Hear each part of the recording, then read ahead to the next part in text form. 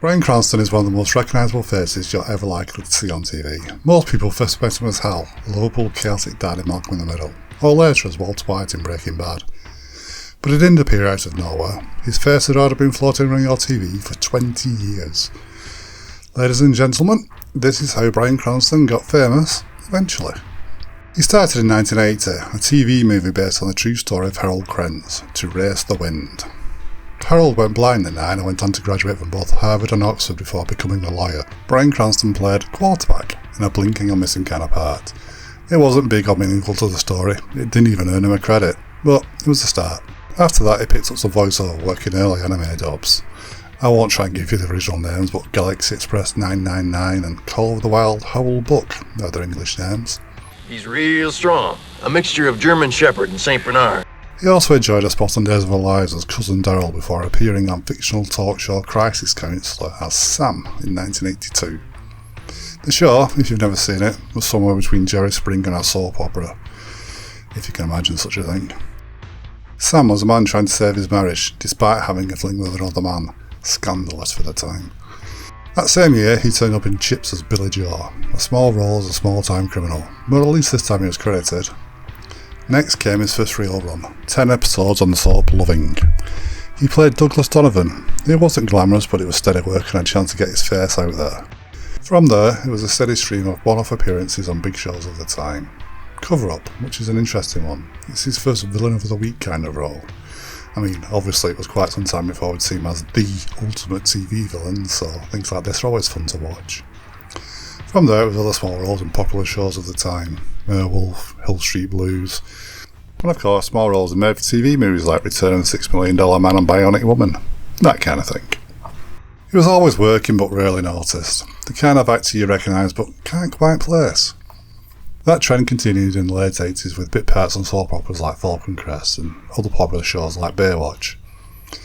The early 90s would follow the same trend, guest slots on The Flash, Matlock, LA Law and Murder, She Wrote. Sometimes he was villain of the week, sometimes he was just there to be a pretty face. He didn't just stick to live action. By the early 90s, Bryan Cranston was back to voice work in English dubs of anime, Macross Plus. I can't wait, Gold. Amateurs 3. Might have found herself some kind of wild lover. And Street Fighter 2, the animated movie, as Fei Long. Now don't try to tell me it's a coincidence and there's another Japanese fighter roaming around named Ryu. He would also voice monsters in Mighty Morphin Power Rangers, Snizzard. Now you shall taste my firepower. And Twin Man. Mirrors, mirrors all around. Smash the Rangers to the ground. For some reason that really amuses me, but there we go. He often used pseudonyms like Lee Stone or Phil Williams in the credits. Nothing unusual there, plenty of jobbing actors do the same things to keep them separate. It's not exactly prestige television, but it keeps the bills paid. In 1994 he landed his most notable recurring role to that point, Dr. Tim Watley, Jerry's dentist in Seinfeld. Well, I say notable, but it was 5 episodes across 3 seasons. But it made an impression and viewers were expected to remember his face now at least. Sort of. He'd also make another appearance on Murder, She Wrote in the same time, which would actually make his 3rd appearance on the show, as 3 different characters. He'd pull the same trick in Diagnosis Murder, playing 2 different characters in 2 episodes, one in 1996 and then another in 1998. Not for the first time either, he'd done it before with Matlock, one episode in 1997 and another in 1991. So much for being recognised there. In all fairness, his profile was getting higher at this point, and despite the multiple appearances he was getting noticed more and more. He had a small role in cult space opera Babylon 5, and then went on to play Buzz Aldrin in From Earth to the Moon. He even had a small part in mega blockbuster Saving Private Ryan. Also, a fun fact for you, he'd also land a role on Pamela Anderson Lee's new show VIP.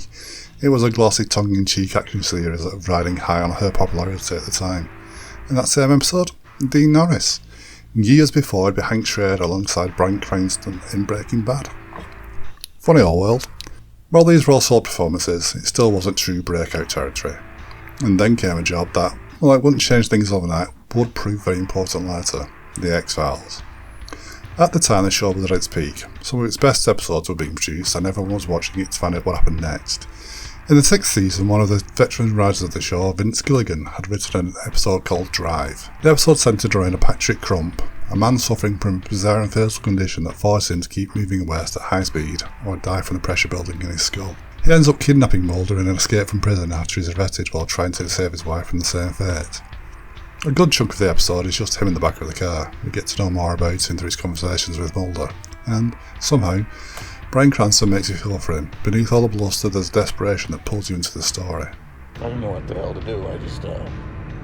I got her in the truck and taken her to the hospital. It's a tricky balance to pull off, but he does knock it out of the park. After seeing what Bryan Cranston could do with the role, Vince Gilligan would remember it for years. Later, when he needed someone to play a character both repellent and sympathetic on his little TV show called Breaking Bad, he knew exactly who to call. Mr. White, are you a smoker? No. But that was years away. In 2000, Bryan Cranston had been in the business for 2 decades without a single true star-making role. But that would all change when he was cast as Hal in Malcolm in the Middle. Hal was a lovable mess, sweet-natured, easily distracted dad at the centre of the show's chaos.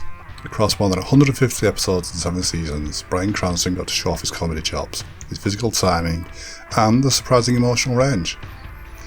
It would make him instantly recognisable to audiences worldwide, and for the first time in his career, he wasn't that guy from the TV, he was Bryan Cranston.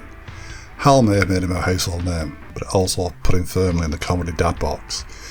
When Malcolm in the Middle ended in 2006, he could have easily coasted on similar roles for the rest of his career.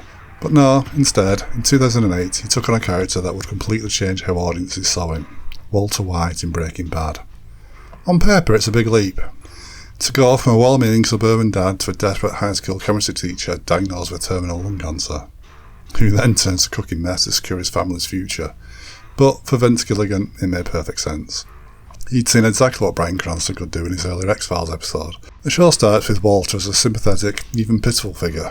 Over 5 seasons, Bryan Cranston charts his transformation to the ruthless, calculating drug lord known as Heisenberg. It's not an overnight change, it's a slow burn. Every shift in his posture, tone and expression showing the true erosion of his morality. It's a layered performance, it's a layered show. The more we watch, the more you see. People would watch the show and spread the word. And that, in no small part, was thanks to the portrayal of an everyday man becoming more and more corrupt as he brought bad.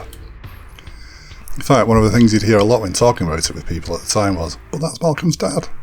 He truly blew people away, not just with the transformation of Hal to Walter, but with the utterly convincing portrayal of a man literally doing anything to save himself. Run. Going from a likeable soul just to make ends meet, to the utterly horrifying monster it becomes. The role won 4 Primetime Emmy Awards for Outstanding Lead Actor in a Drama Series. 3 in a row, in fact, from 2008 to 2010, and a 4th in 2014 for the final season, plus a Golden Globe and critical acclaim worldwide. The list just goes on. It really did take the world by storm. Breaking Bad didn't just cement his status as one of the best actors of his generation, it obliterated any lingering typecasting from his sitcom years. By the time the series ended in 2013, Bryan Cranston wasn't just famous eventually. He was famous definitively, with a career that had gone from an uncredited quarterback to one of the television's most iconic anti-heroes. When Breaking Bad wrapped, Bryan Cranston could have retired right there and still gone down as one of the greatest TV actors of all time. He could have sat back, done the convention circuit, dined out on Say my name. for the rest of his life. But no, he went straight back to work. Well, okay, maybe he did dine out on Say My Name a little bit. We call them popcorners. Say their name. But he also took to the stage as President Lyndon B. Johnson in All the Way, picking up a Tony Award and later an Emmy for the HBO version. On film, he went from playing blacklisted screenwriter Dalton Trumbo in an Oscar-nominated role to popping up in Godzilla and proving he could survive both nuclear lizards and Hollywood politics. In the voice work, gone with the pseudo-names, and it was Bryan Cranston writing the credits for Kung Fu Panda 3, I Love Dogs, and a bunch of others. For all that prestige, he never forgot the early days. In 2017, he went back to the Power Rangers franchise, not just as a voice this time, but as Zordon, the Rangers' giant floating head of wisdom. A perfect full-circle Easter egg moment. A reminder that he's still happy to poke fun at himself. He's not just chasing another Walter White, he doesn't need to do, just picking up whatever looks interesting. And after 20 years of being that guy from TV, he's earned the right to do exactly that. From uncredited quarterback to sitcom dad to one of TV's greatest anti-heroes, and back to Power Rangers, all with a smile. Anyways, I've been Paul and Bryan Cranston was famous eventually. If you like the video, don't let me know by pressing that like button, and subscribe as well if you want while you're there. Either way, I'll be back here with more soon. Thanks for watching.